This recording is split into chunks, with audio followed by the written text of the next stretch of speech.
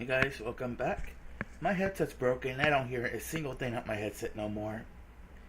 And I don't got money to get a new one, so I'll probably be making several videos without me being able to hear any of the nice, wonderful sound effects and music in this visual novel.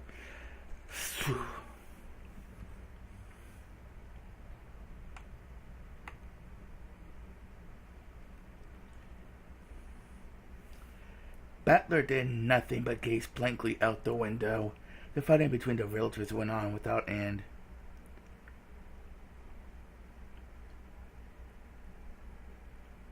At first, the relatives had crowded around the study. However, no matter how much they knocked, the master of the study did not answer even once. Even several others said they should open the door with a second key, the one Genji held. However, in a flash of brilliance, Atsuki said that the Ginzo had been in a particularly bad mood and had taken back the key previously given Genji, which meant that now he had both keys himself. She claimed that this was the reason they couldn't open the door. After she promised to let them meet Ginzo tomorrow morning no matter what, they finally returned to the dining hall, but of course the argument continued on even there. Eva's group needed a lot of cash very soon, and they were trying to threaten Cross somehow and make him pay up. Apparently, Battler solving the epitaph threatened Cross's position as successor, which gave the others a powerful tailwind. On the other side, Cross and Natsui based their argument on the claim that it never been specified that the ownership of the gold would be handed over to the person who solved the epitaph. Had it been hidden gold but simply Kinzo's stockpile, and it was still Kinzo's property, which meant it would naturally be distributed over Kinzo's death, after Kinzo's death, with the rest of the inheritance. Once they made the claim, Eva's group once again started demanding to be allowed to see Kinzo. It had probably been obvious to them from the beginning this sealing fight could only be settled by Kinzo. This was obviously a confrontation between Eva's group, which wanted cash fast, and Cross, who was hiding his lack of funds but still didn't need money right away. As he listened vaguely to his exchange, Battler marveled at how, despite their usual affluent airs, they were surprisingly deep in debt. And didn't you say the same thing a short while ago?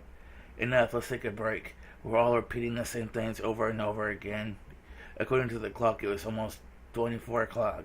It certainly was a perfect time for a break. The atmosphere relaxed just a bit. I agree. It'll be good for both sides to take a breather.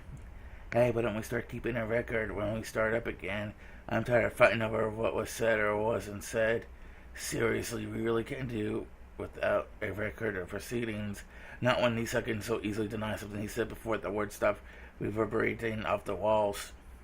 A mere written record would be a pain, and it'd be an easy target for forgery.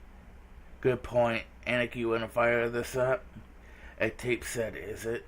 I see. This is why we could keep a record without bothering to write things down. And forgery will be impossible. It's fair for both sides. Make sure you don't mess anything up. Those are Father's precious music tapes. The dignified tape set had a sense of weight to it and matched its majestic dining hall perfectly. On pleasant Sunday mornings, it would be sometimes be used to play famous tapes or records. However, right now it was the most neutral and impartial conference record keeper around. Rudolph fished randomly around the cassette rack, searching for a blank tape, and every time he found some tape with sophisticated music on it, he complained about how pompous it was.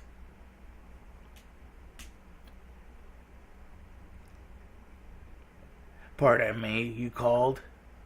We're taking a break. Sorry, but could you make us something to drink? And maybe some biscuits would be nice too. Certainly, I will see to it right away. Also, sorry, but do you have any cold medicine? I've been feeling a bit feverish. Then don't overstrain yourself. Get some sleep.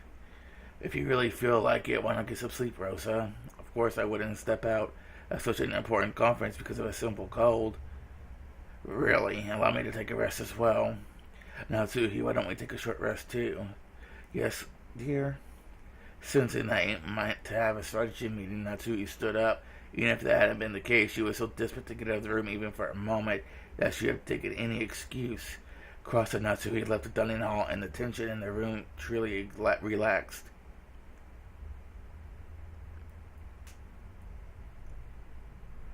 Sigh. You've been doing great, Battler-kun. I imagine you feel just horrible. Think of this as part of growing up and just accept it. Just how long am I going to have to sit around here doing nothing? Who knows? After all, you're like our own portable shrine. Sleepy. Last month in your average school class. I'm pretty sure Father isn't going to show up tonight anyway. When Crossy's son and the rest come back, I'll propose that we might as well let you go. I'll fully counting on you. Knock, knock. Like knocking things on China clinking together could be heard. Excuse us. We brought tea. Shannon and Kenan had come by with the serving cart. The pleasant smell of black tea had the effect of relieving a bit of tension. Hey, did you hear? Hear about what?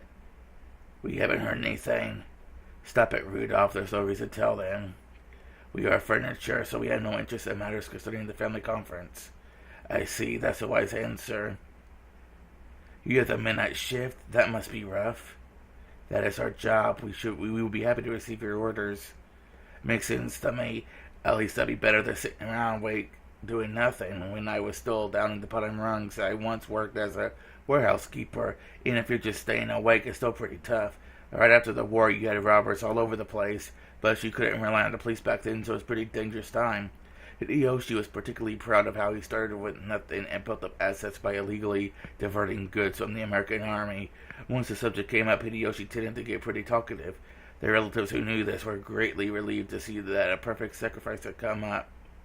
If you got found out, you were in for it big time. Those American anti-people are scary. They're strengths in another league because of all that beef they eat. If you got caught, you end up with them shooting you or death by hanging. Get it? Death by hanging. Oh yeah, and then I figured it out. It's all about the meat. Japanese people gotta eat more meat. And that's when I got the revelation that I needed to start up a business to win over people's stomachs. I see. That must have been a quite difficult task.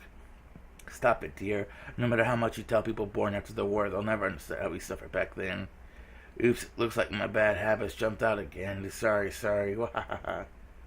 You two should have some tea as well every now and then. I think it might be helpful for you two to use your own tongues to learn more about the tea you're always brewing. No, we'll be fine. There's no need to be concerned for our sakes. Hang out with us for a bit. Being surrounded by adults makes me feel like I'm going to suffocate. Hear that? It's an order for Battler, Selma, the successor. Sit over there and have some tea with us. And then you can talk about recent events, your hobbies, TV shows you're watching, and whatever it is that's popular with kids these days. There's a lot we could learn. Hee, that's a brilliant idea. Come on, you two sit down too, and why don't you become sacrifices first now that we create something to talk about? Wahahaha. That's right. I thought it'd be nice to talk to some young kids, but it'd be pretty hard when I'm too old to even go to a cabaret club. Or cabaret, I'm not sure. How long are you planning on staying around there? Rudolph told you to sit down. I give you permission as well. After getting Ava's permission, Shannon and Kenan looked at each other and finally obeyed nervously. For a while, the two were pounded by questions and became the relatives' playthings. Then, a reserved knocking sound could be heard. All of the servants tended to knock in a similar manner, so no one found it strange.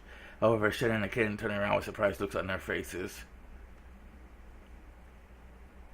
The servants here today included the two of them, Genji, Kumasawa, and Goda. Goda had a midnight shift at the guest house. Kumasawa had gone to bed in his spare room in the guest house. The two of them were right here, so Genji was the only person left. But they knew very well that Genji wouldn't knock like that. Who is it? It's not locked, just come in. Rudolph didn't recognize the knock either. When he asked who is it, it became apparent that no one knew whose knock it was. After that, the same knock repeated just once more. Could it be that someone had their hands full and was just asking the door be opened for them? A slightly odd feeling began to encompass the room. The sound of the large clock in the hall could be heard. It was a sign that October 4th had ended and October 5th had begun.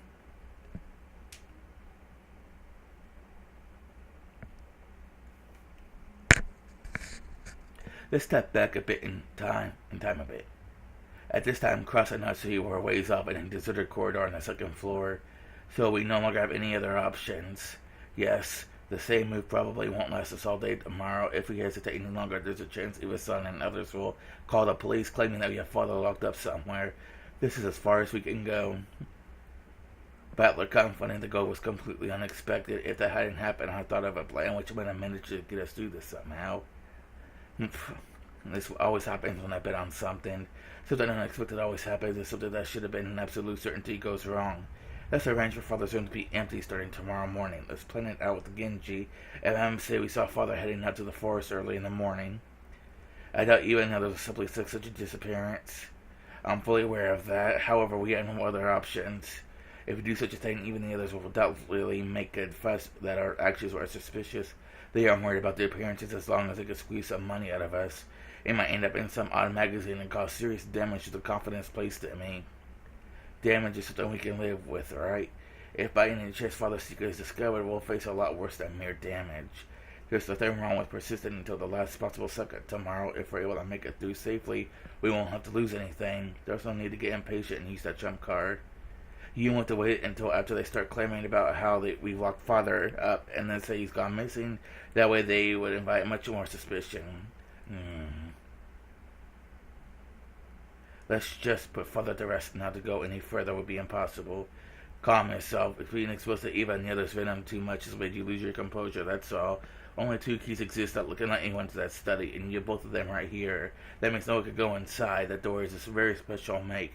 No matter what kind of tools they bring out of the storage room, it won't even budge. It is a physical problem like that. Please don't be hasty and calm down. In any event, you can't pretend I've gotten a fever and stay in bed. Oh, you can pretend, okay. In the meantime, I will overcome all of this for you. I can't leave everything to you. I'll fight until the end, too. When Natsui could no longer hold back the tears brought on by her fierce emotions, Cross held her gently. Just how long has it been since the last time she felt the warmth of her husband's compassion? Your headache must be awful. Yes, it's always that way when you wrinkle your forehead like that. Dear, she had come to think that her husband could never guess the way she felt. But at times like this, let's wait for the very last moment before using our disappearance trump card. It's like a last resort treasure sword. It's best when it remains in its sheath. The important thing is that you're ready to pull it out at any time, right? I understand that. Would you let me handle that trump card? Of course, at the final moment, I'll take all of the responsibility. I won't get you and Jessica involved. What do you mean by that? When the Ushimir family is destroyed, it is enough that I alone am crushed in the rubble. When the typhoon passes, let's make sure we're ready to file for divorce. I will sign the papers that you hold on to them. I secretly left some of my assets in your name. If you get on some compensation money, that should be enough for you and Jessica to live on without any hindrances. No, Ushimi Natsu is a name that should be engraved on my tombstone. Please let me be with you until the last moment. And if it turns out that you're the last head of the Ushimi family, please let Natsui be the name of the wife of the final head, your wife. Cross's existence was founded solely upon the trust and power of his assets as a financial fixer. If either of those weakened, nothing would remain. If they used the trump card of Kenzo's disappearance, they would lose one of those two essential supports. It was like offering your right arm in exchange for your neck being cut. It was probably better than losing your head, but still might die from blood loss. And even on the off chance that you did survive, you'd have to bear a heavy wound that wouldn't heal for the rest of your life. Cross was prepared even for death. Understanding this, Natsuhi buried her face across his chest and cried.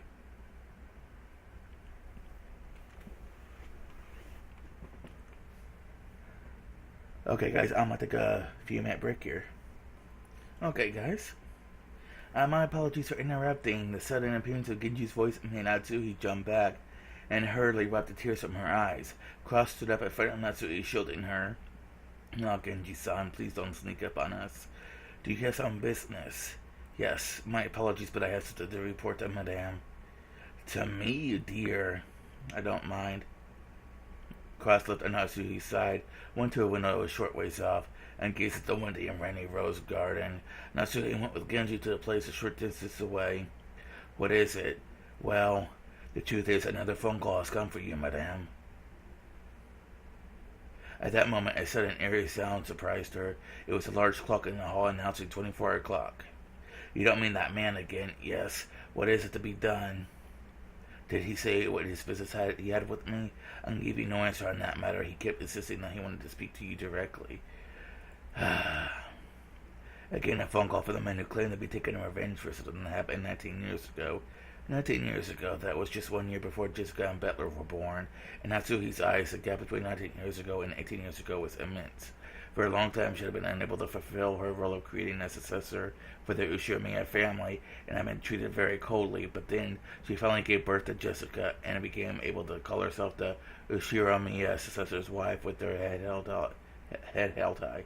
So in her eyes, Ushimiya Natsuhi began 18 years ago. That's why everything before that, including the events of 19 years ago, contained nothing but hateful memories. And something from last year of that hateful period is whispering vengeful words from the other end of the phone. I can still hear the roar of the sea. What is it to be done? Transfer it to my room. Don't let my husband know. As you wish. From the very beginning, Genji had guessed that she wouldn't want to cross hearing about this phone call. That's why he had told Natsuhi covertly. Natsuhi ordered that he transfer the call, told Cross that she would turn in for the night, and left at a quick pace.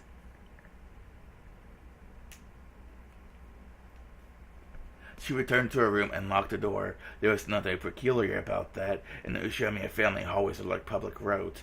There was no special meaning in locking the door when you enter your own room. This is what she told herself. Then, as though it had been waiting for her, the telephone rang. Genji probably transferred the call. She took a deep breath and readied herself and picked up the receiver. Hello? Again, it started with silence. She realized that the person at the other end was trying to irritate her and make her feel uncomfortable, and she got angry. Why are you silent? And I'm hanging up. Ha ha ha. Do not hang up, mother. I want to hear your voice a little longer. Again, that unpleasant voice. Are you trying to mock me? Tell me what you want. I want to play with you, mother. What? What are you talking about? I have no desire to play with you. You are tired from the family conference, right? Is that chronic headache of yours getting to be a pain? That's none of your business. Just the fact that you knew her headache was troubling made her shiver run up her spine. You get headaches because your head is all stiff. If you go straight to bed like that, you cannot expect to have good dreams. Haven't I told you it's none of your business? I'm hanging out. Natsuhi forcefully yelled that as she was hanging up, and actually she couldn't. After all, being at the receiving end of the phone call was much better than the alternative. If she hung up violently, this person might then call someone else. Let us play a game to help you relax. I will not take up much of your time. I have no intention of playing with you. Your name is Natsuhi, mother. It has the kanji for a season in it.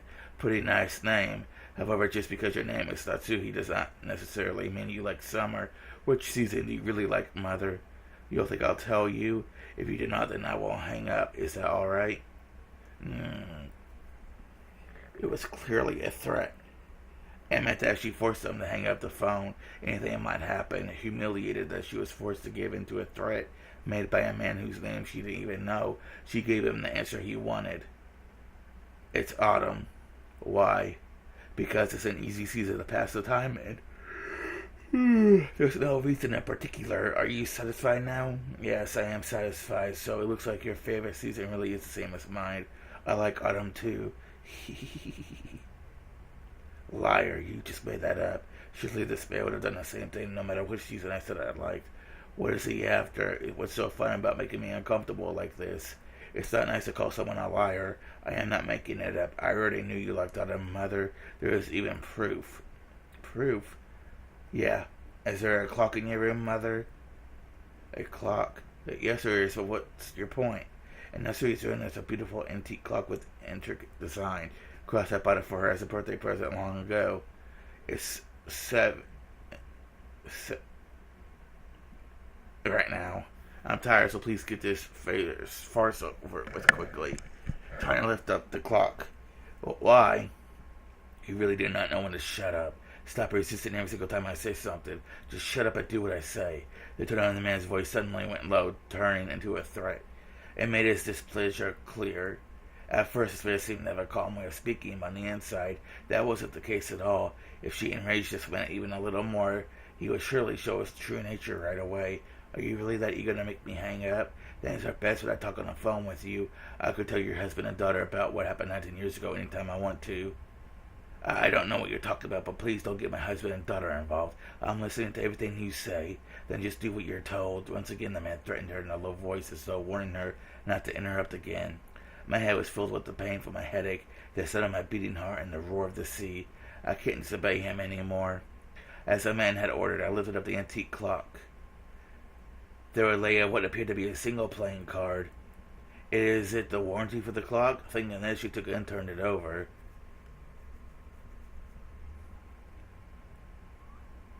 Are you wide awake now? Eek. Why?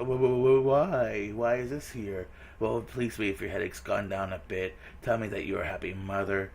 How did you? Why? How? I want to hear you say you are happy, murderer. How dare you act like a normal neat freak, mother, when you make me want to vomit? Do you want that to land on your husband and daughter as well? You don't, right? You want me to keep quiet, don't you? Okay, I'll keep quiet. Come on, aren't you happy? Aren't you? I'm happy. I'm happy. So please stop. Don't bring my husband and daughter into this. What is it you want? Money? How much? I do not want money. My wounds could not be healed with any amount of money. But there is a medicine. That's right. It is kind of an ointment, thick, syrupy, and dribbling, and that is my hatred, my resentment towards you. Slathering myself with that is the only way to hold back the pain. And that's what he had never had anything so hateful said to her in her entire life. So she suspected that many times that she must be having some sort of bad dream. However, this definitely wasn't a dream. You couldn't possibly be on this island right now, are you? I am. Did I not promise you? I said I would be at the family conference. That's impossible. There's no way you could have come during this typhoon. There'd be no problem if I came before the typhoon reached here, and I'm pretty sure this guest called Erica or whatever arrived even during the typhoon. Her blood froze. Fruto Erica had supposedly been brought here by coincidence. If he knew that name, he would have had to be very close by. Well, yeah, where are you? I will not appear in front of anyone until you introduce me. Do not worry. Oh yes, it is useless to try and search for me. Your mansion is huge, and you have no shortage of phones I could be calling from. Besides, I am sure you do not want to meet me, right? Or else you do not want to expose me and introduce me to everyone. Introduce me to Jessica, too. Tell her I am her older brother by 1 year. Stop it. Stay away from me, Jessica. I guess I have scared you a bit too much. That is all from me for tonight. But do not forget, you cannot disobey me. Understand, mother? Yes, I am going to hang up for the night, but I have an order that must be followed until tomorrow morning. What is it? You may no longer leave that room tonight, and you may not make a phone call to anywhere. If a phone call comes for you, you're not allowed to take it. You will turn the lights off right now, get in bed and sleep. Then you will wake up at your ordinary time. It's sure nice to live a healthy life. I really am such a good son, working so hard for the sake of my mother's body. I understand. I'll go to sleep right now. I won't leave my room, and I won't pick up the phone. So don't involve my husband and daughter. As long as you follow my orders, I will keep your secret, mother. Do not disobey me. I am already very close by to you. I can easily tell whether you turn your lights off or whether you are on the phone. If I wish to, I could even kiss your sleeping face. I'll keep it. I'll keep my promise. So stop it. Just stop it. Stop it. As she screamed, she took the card she had found under the clock and crushed it into a little ball. It had a pattern on it like a tarot card, and also the kanji for autumn.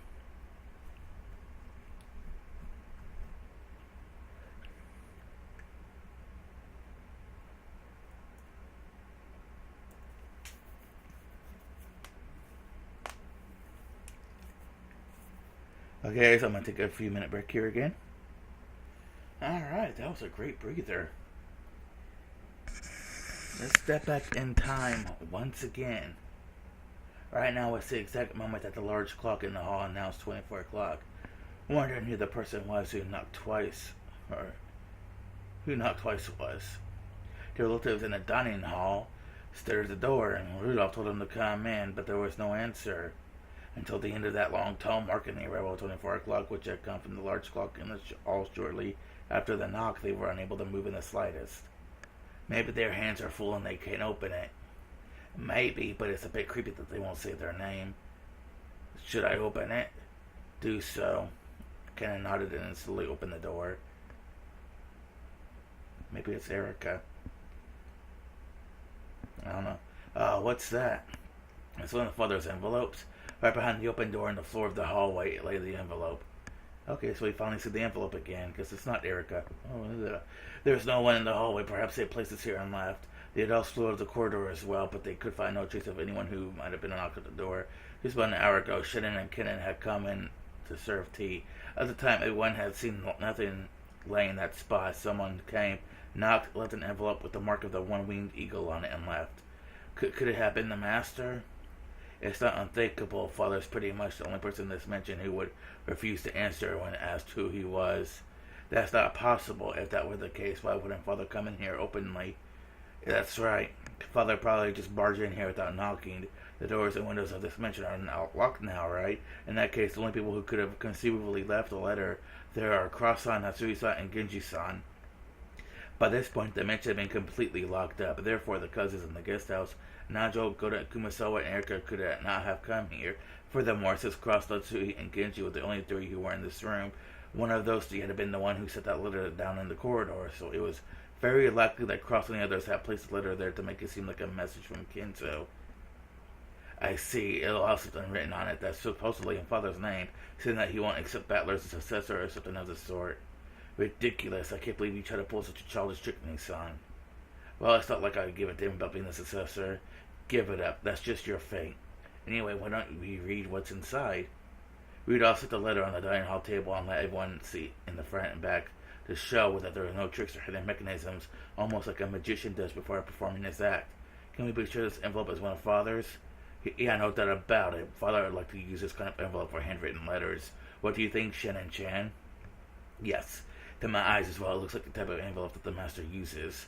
That doesn't mean Father was the one who wrote it. It would be pitifully easy for Nissan to snatch one of these from a drawer in Father's study. Even Cross-san would not be allowed to enter the study easily. It might be hard for him to steal an envelope. Let's try opening it. We can worry about all that later. Feels like there's something in it. I wonder what. Rudolph opened the envelope a bit roughly, then a folded letter and a glittering object fell out. It was a ring. Huh? Wait a second. Is it that ring? Even noticed it immediately and grabbed at it. This is Father's ring, isn't it? It's the head's ring. What in, seriously? Are you sure it's Father's? Could it be a replica? No, this is the real thing. I've always dreamed about wearing this ring on my finger someday. Even though Father wore this on his finger, I knew more about it than anyone else. This is Father's ring, no doubt about it. Why is it here? Does that mean it really was Father who wrote this letter? The sinner isn't Father. It's much more interesting than that. Then who is the letter from? The Ushirami family alchemist. It's from the Golden Witch Beatrice-sama. Rudolph showed anyone the part of the letter where that was written. It really did say that. It's from Beatrice? What's it say? I'll read it. Congratulations. I acknowledge that Battler-sama spectacularly solved the epitaph's riddle and reached the Golden Land. All of the gold belongs to Battler-sama. Furthermore, Battler-sama is the new head of the Ushiramiya family. As proof, I sent the head's ring, which is Kenzo-sama left in my charge. Battler-sama, I beg that you take their ring, become the new master of the gold, and guide the Ushiramiya family. I sincerely pray that you flourish as the new head. Ha ha ha. What the hell? I see that just won't come out of his study, so Beatrice, the Witch of the Forest, has acknowledged Battler directly. Ha ha ha ha ha. Battler-kun, you take that ring. This is a special ring to be worn by the family head. I don't know who this Beatrice is, but she's watched the whole thing and sent you this ring after acknowledging you as the true successor. Is that okay? It's such an important ring. Yeah, it's fine. You should wear it proudly on your finger. Got it? Even if Anaki Natsuki-san tell you to take it off, you better not do it. All other relatives with creepy smiles on their faces urged Battler to put on the ring on his finger. It looked like things would get pretty nasty if he refused, so Battler reluctantly decided to put it on the middle finger of his left hand. The ring was heavy and stiff. At that moment, Cross returned. Genji came back shortly behind him. My apologies, it seems my wife is not here at bed, so she's gone to bed early. Did something happen? You all seem incredibly flustered. Battler-sama, is it that? Immediately, Genji keenly spotted that which Battler just put on his finger. Your accent's pretty good, Genji-san. Looks like you know whose ring this is. What? What are you talking about? Judging by Cross's dubious expression, it seemed unlikely that he was the one who placed the letter there. Furthermore, that expression quickly changed into one of shock. Hee. That's right, it's the Ushiramiya family head's ring. The family conference took up this new topic, and the storm came once again.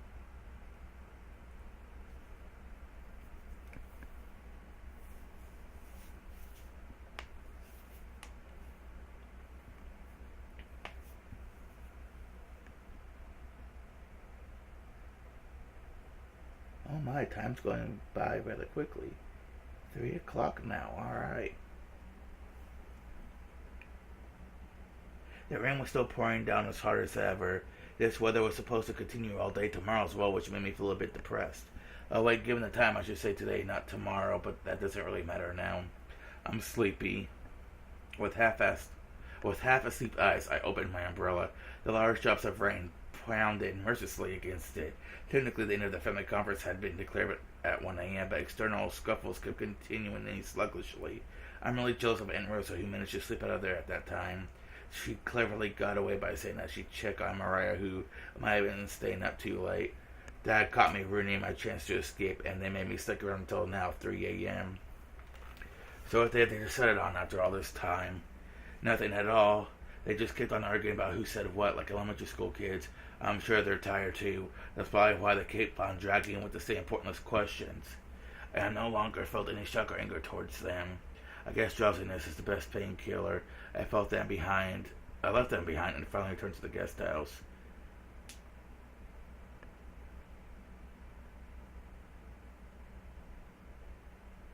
When I got back to the guest house, the first floor lounge was lit. I could even hear people chatting inside. Apparently some people were still awake even this late. Despite the late hour, Godo-san and Dr. Nacho were still up and chatting. Plates and cups were lined up on the counter, and it looked almost like a bar with Godo-san as the bartender. When they noticed I had returned, they seemed to finally realize how late it was. Godo-san made to top off Dr. Sando's glass to let her decline with an exaggerated gesture.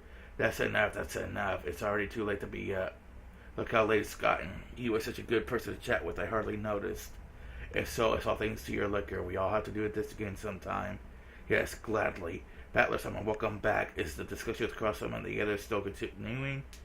From the way things were going, it looks like they might plod on until dawn. None of my business. I spoke carelessly with a big yawn. They have quite a lot of stamina. I'm surprised. Oh, so you're here too. With one thing and another, they ended up having a small night party here, and they let me join in.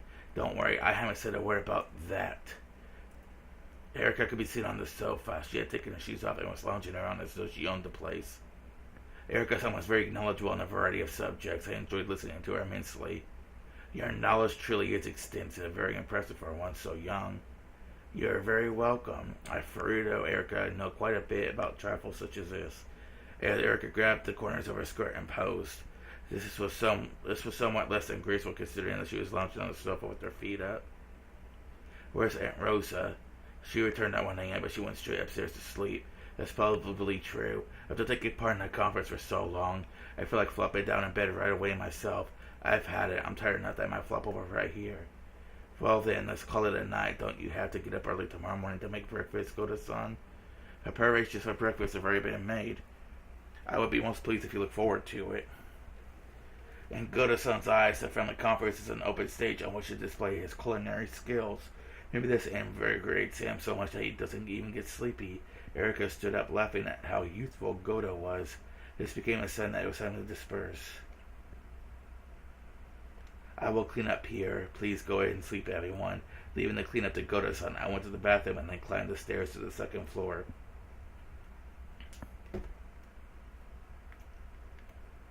Good night, everyone. These old bones have stayed up a little too late. Good night, Dr. Nancho. Good night, Battler-san. Yeah, good night. Then in the second floor hallway, we split up. Dr. Nancho went to his own room. Erica went to her room. And I returned to the cousin room. I couldn't hear any sounds of playing coming from our room. Could they have fallen asleep already? No surprise at this time of night. If they were still playing, they would have been staying up way too late. When I opened the door quietly, as expected, the room was already pitch black except for a small night light. Everyone was already sleeping in their beds. I'm sure they all had a great time and played a ton. Then they probably talked about useful things and enjoyed staying up late. If only I hadn't found the gold, I could have enjoyed my time with them. I'm already tired. So tired. Forgetting even to change my clothes or brush my teeth. I crawled into bed and immediately began to descend into the marshes of sleep. Today's been so insane. I wonder if that old bastard is still in that family conference now. How does he not get tired? Come to think of it, what was that old bastard said when we parted company? Tomorrow there's something important I want to talk about as a family. It's about you. I'm sure it's worse stuff about being the successor. I don't even want to hear about it. If I tell you about this, I'll probably be killed. I'll kill you whenever you want, you old bastard. And then what is it he said next? It's about your birth. My birth? Probably just something about the noble Ushomiya lineage. I'm not interested, just let me sleep.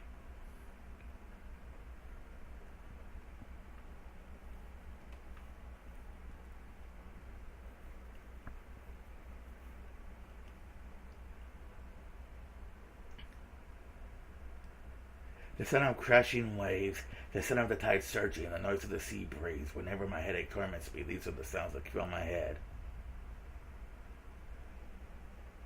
and able to bear as a successor, I was in a very difficult position with regards to the Umineko family. Whenever I heard of a drug or instance that could make you achieve pregnancy, I tried it, but nothing had any effect until I was blessed with Jessica 18 years ago.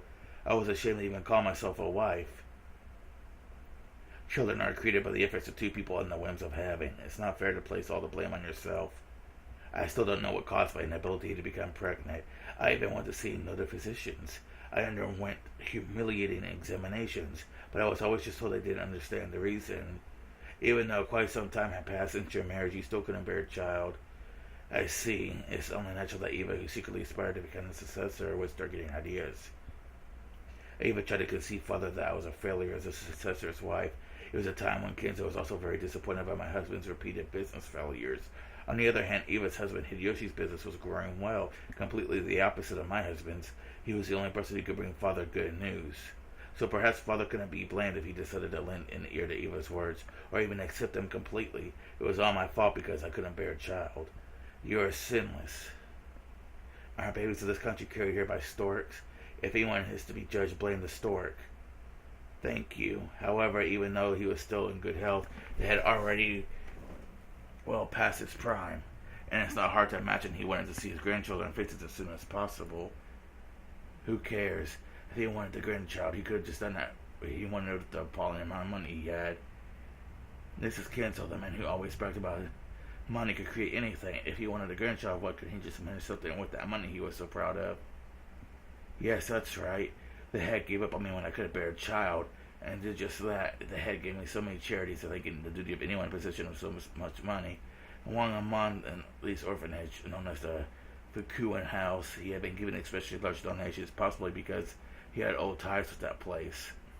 The Fukuin House, furniture came from that place quite often to provide on-the-job training and preparations for life as a working adult. They had employed Fukuin House children with exceptional grades as servants. All of the servants in the mansion with on in their names, such as Shannon, Kenan, Lunan, Manon, and Leon, came from there. There were quite a lot of them, weren't there? Though most quit after just a few years. That's probably because of a few years of wages on working here would earn them more than enough to live on their own. Experience as a servant for the Umineko family would be a wonderful thing to add to their resume. I'm sure it was the head's ambition that they would gain this for themselves and then spread their wings into society. I see. So then adopt a child.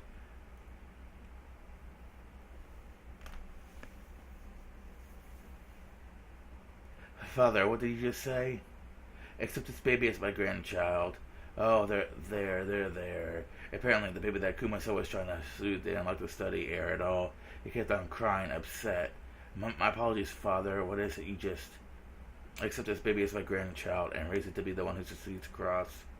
In other words, you want me to raise this baby as me and my husband's own child? That's right. It's clear now that you cannot bear children. There must be some sort of defect in your body. Oh, there. As though she couldn't hear our discussion in the slightest. Kumasawa kept on trying to cuddle this baby. That made it even cry louder. What nonsense. If all responsibility of giving birth to children rested with a woman, there would be no need for men in this world. I've never forgotten the bitter pain I felt that day. It felt as though I didn't want a child. However, no matter how much I prayed, I couldn't get pregnant. Thinking that something to do with my body might be the cause, I went to see several famous doctors. But even so, no matter how much I had tried, I couldn't become pregnant. And in the end, this is the result. I see. The baby had been picked up by the Fukuin house just recently. Of course, she couldn't help but feel compassion for this child, who was so young and had already lost his parents' affection. However, it brought me nothing but pain and sadness. It would have been another story if I had to suffer to bear this child, but why should I be forced to hold this baby, who not only shared none of my blood, but who's not related to my husband in the slightest either? I don't hate Father. If anything, I hated my own body. I detested it. I truly detested my own body for being unable to bear a child. So I prayed. I prayed to both angels and demons, and my wishes were granted by both. For what did you pray to the angels? I prayed for a miracle in my body. If there was something wrong with my body, I could accept that. In that case, I wanted to overcome that defect that somehow be granted the miracle being given my husband's child. That which was granted. The next year you gave birth to Jessica. And for what did you pray to demons? I couldn't stand it. I couldn't stand that hate in my body. So I hated this baby because it made my failure so apparent. What did you wish for? For the first time I prayed and made wishes to demons. I wish that this baby would just disappear. Of course, that wish was also granted by demons. On that day, I left the baby with an older servant and went to think about the future in the rose garden. No, that's a lie. I didn't want to think about anything. This baby's cries were annoying, so I ordered the servant to take the baby to a place where I couldn't hear. By a place where I couldn't hear, I meant somewhere far away. Yes, I wished for it. I wished for the servant to take the baby far away and never return. I see. So a passing demon heard your wish, Natsu-sama. And then what happened next? After that, there was a bizarre accident that could only have been granted me by a demon. The woodland path from the rose garden to the harbor is probably well suited for a comfortable walk. It might surely feel good to occasionally leave the path and walk through the grove of trees, depending on your mood. However, wouldn't that path be fairly hard to travel on when taking a walk with a baby in your arms? There was a cliff on the other side. It was about 10 meters tall, I think. It was rocky below. There was also a fence there. Does that seem at all likely? The servant went to the trouble of walking there holding the baby and then leaning against the fence. The only conceivable explanation is that she was lured there by the beckoning of a demon. She was lured there, wasn't she, by a demon who heard your wish? And then the servant and the baby. They died. They fell from the cliff down to the rocks below. No, they died because I wished it. That means this isn't your fault. There's no need to think about it any further. But it happened because I wished it. No, that's wrong. Even if you wish for something, whether it comes true or not, it's decided by the whims of gods, demons, and witches. You were sinless. Humans were sinless. You can even say that I killed them. No, I did kill them. I saw your mourning and felt pity, so I lured the servant with the baby to the cliff and guided them down it. Was it just an unfortunate accident? If you can't accept it as an accident, blame it on us. That's why demons exist. That's right. We're here for your sake. It's not like you killed them. We killed them, so you are sinless. So please don't blame yourself, Natsuhi. Is that true? Am I truly sinless? Yeah, you are. You're a young one who claims revenge for the events of 19 years ago. If you're going to curse someone, curse me. However, witches have a patent on curses. Let me take on this fight you're trying to pick with Natsuhi. And the Ushiramiya family alchemist Beatrice Golden. If anyone picks a fight with the master I serve, I will fight him a master instead. Revenge for 19 years ago, you say. I'll show you that such is hardly a blink of an eye for a witch who's lived 1,000 years. Gah-ha-ha-ha-ha. So you hate Natsuhi for wishing your death 19 years ago? Let me make you remember just who it was that lured you off that cliff. As a middle-aged female servant cuddled a sobbing baby, she walked on a small path through the trees. Natsuhi had told her that the baby was too loud, so she had tried to get as far from the rose garden as she could. She was completely unaware as to why she'd gone out of her way to head in this direction. However, the sobbing baby suddenly stopped crying. Something was reflected in its eyes, but the servant couldn't tell what. However, they gave the baby a stop because it had taken an interest in something. She headed in the direction of the baby's gaze.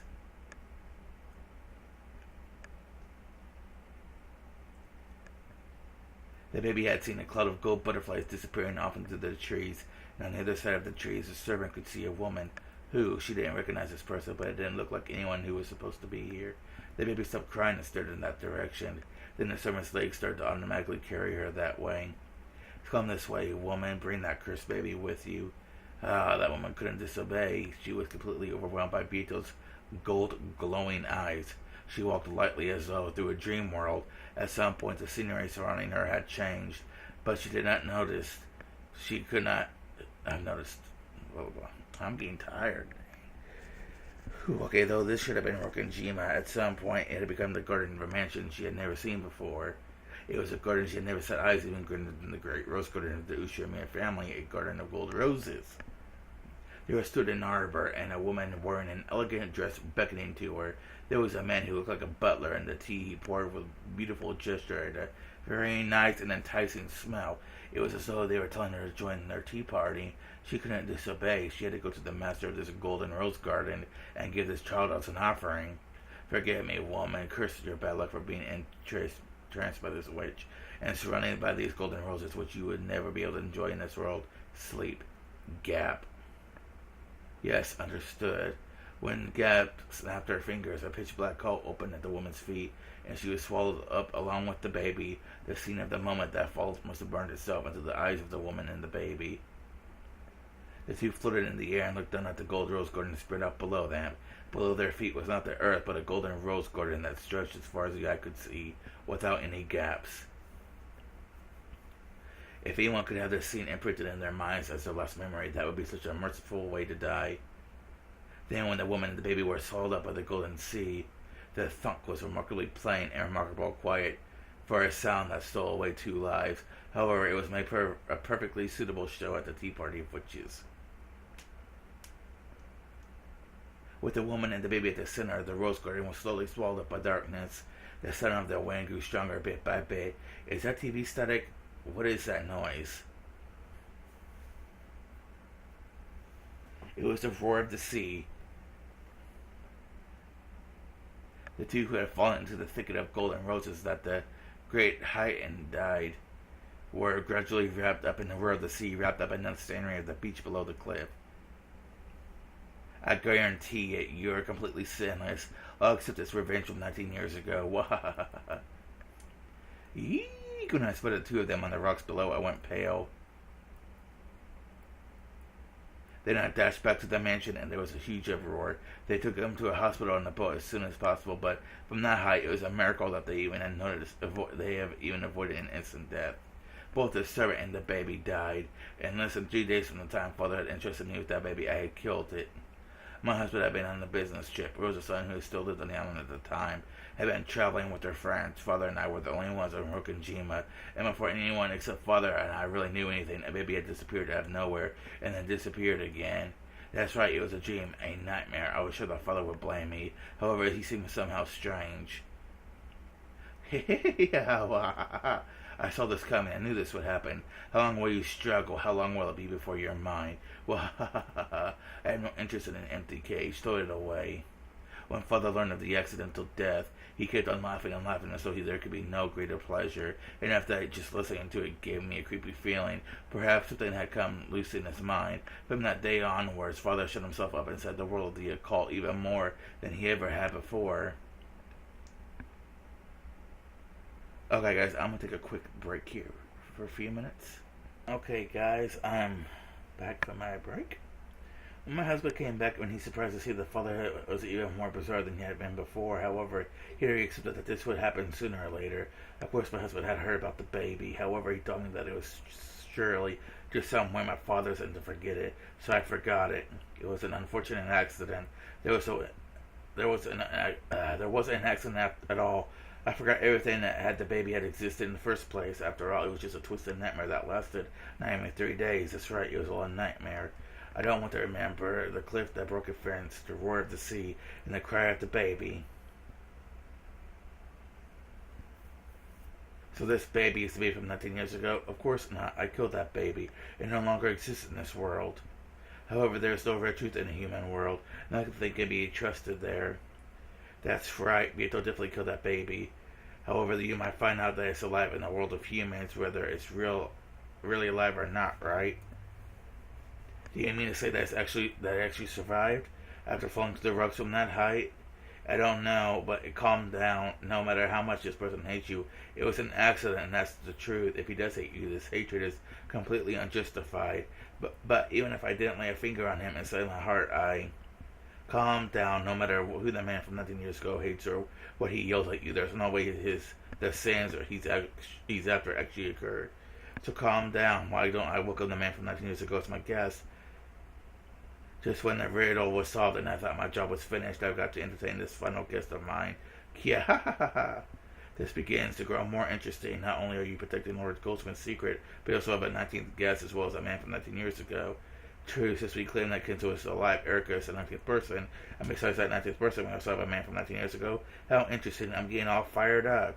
We have no lack of opponents, and I was just lamenting the fact that I had but one guest at my tea party. Come, you fools. Go ha ha ha ha ha.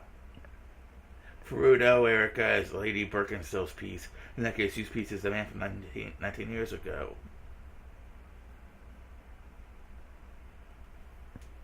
The voice faintly seeping from the other end of the line was Natsuhi's. I understand. I'll go to sleep right now. I won't leave my room and I won't pick up the phone, so don't involve my husband and daughter. Even this begging scream would shake the heart of any listener who could be listened to with a cold ruthlessness to the end of the receiver. As long as you follow my orders, I will keep your secret, Mother. Do not disobey me. I am already very close by you. I can easily tell whether you turn your lights off and whether you are on the phone. If I wish to, I could even kiss your sleeping face. I'll keep it. I'll keep my promise. So stop it. Stop it. Stop it. The receiver was slammed down. He knew very well that there was a way you hang up a phone can leave a nasty aftertaste for the other side. Okay, good night, Mother. And there you have it. And unless you won't come out of her room tonight. That's pretty handy. You could change your voice. Anyone could change your voice. A sweet voice and coaxing Papa, a sick-sounding voice when taking a day off school, and apologetic voice of turning down a friend that you actually hate. If you want, I can do any kind of voice at all. Got it? You should stop being a witch and become a voice actress. So are all the pieces set up on both sides now? Fruto, Erica, what a wonderful piece. She's a much more suitable piece for you than Ange was, Byrne.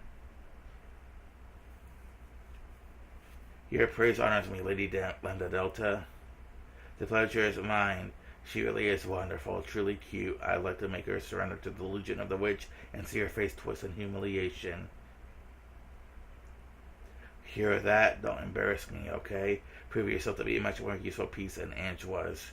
Yes, leave it to me, Lady Birkenstock, my master. I'm nothing like that gloomy, dull-witted, totally uncute piece.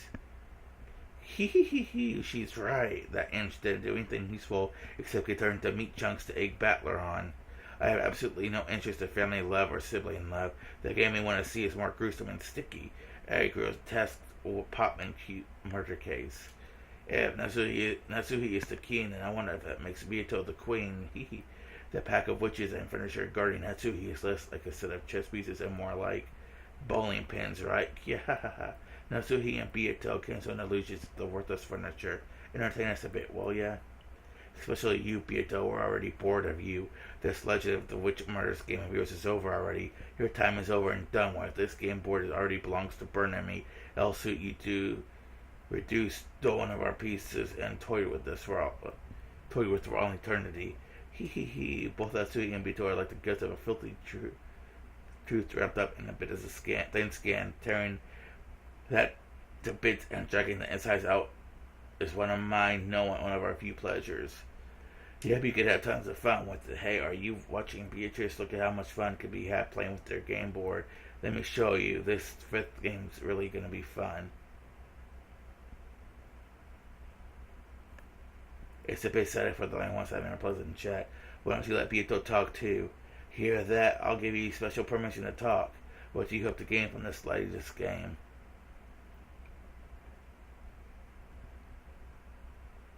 Ha ha ha. She said nothing. That's right. You're the loser who surrendered to the battler. Leave it to me, Kate. I'll put the witch side on top right away. But that means I'll just sacrifice your peace. The epitaph has been easily solved before the first twilight, and Beatrice, the keeper of the gold, has lost face. Isn't it great that you remain as a piece as part of Natsuhi's illusion? Well, we're treating you as a pin now instead of a piece, okay?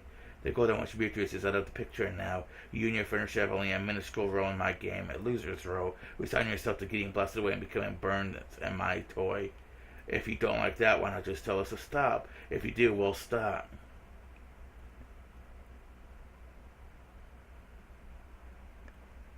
She's saying she doesn't mind. You're totally a pin. Yeah. There's no need for a golden witch anymore. All that's needed is a sacrificial doll so the two witches can enjoy some time playing. Die, disappear. Confess your filthy past and your crimes.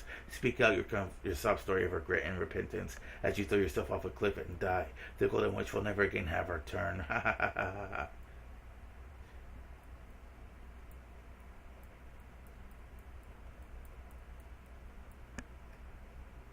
Bieto, this will probably turn out to be a nasty game.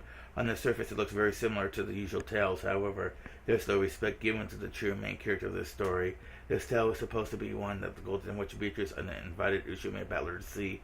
However, the host has been lost. There are no longer any guests. The one who did the inviting and the one who was invited are no longer around in this horrible tale. Welcome to the 5th game and of the Golden Witch. Welcome to the banquet without guests of honor, hijacked by the evil witches. Ready, Battler? The second day is finally about to start. Hee hee hee. Just like Beto, I hate slow story progression. Just do what you want, no matter how much you mess things up. I'll definitely reach the truth of this game. Hee hee. It has to be that way. You've got to fight for your little sister's sake as well. Don't worry, Lady Lambda Delta is far more terrifying opponent than that fool Beatrice, but I'll be giving you plenty of support so there won't be any problems. Together with me, why don't you finally expose the illusion of the witch this time? I don't give a damn about you. I won't acknowledge anything that didn't exist and beat those games, so I don't need you.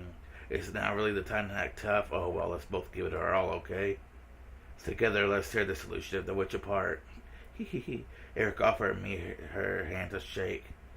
Instead of just passively ignoring this, I gave her proactive clearance by knocking her hand aside. Hee hee hee. Looks like he hates shaking hands just like Ange. Don't worry, I'm a far more useful piece than Ange. I'm nothing at all like shredded meat that couldn't do anything but restore your fighting spirit. Hee hee, isn't it great that you've been blessed with such a helpful looking ally? In the past it was Virgilia and Ronov, then Ange came as well.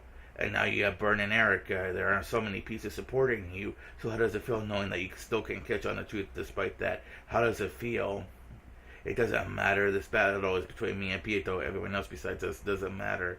Oh, is that true? Are you finally standing on your own? You've always had someone helping you, someone sympathetic to you, so I wonder just how far you'll get on your own. Entertain me.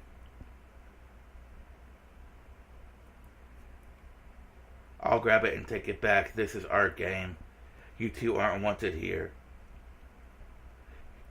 Yes, that's true. This is your game, so try taking it back. Let's see how far someone like you, who couldn't even win Beato's games when she went easy on you all over the place, can get in them this completely ruthless game without any help. Well then, wake up, wish me a battler. Welcome to the morning of October 5th.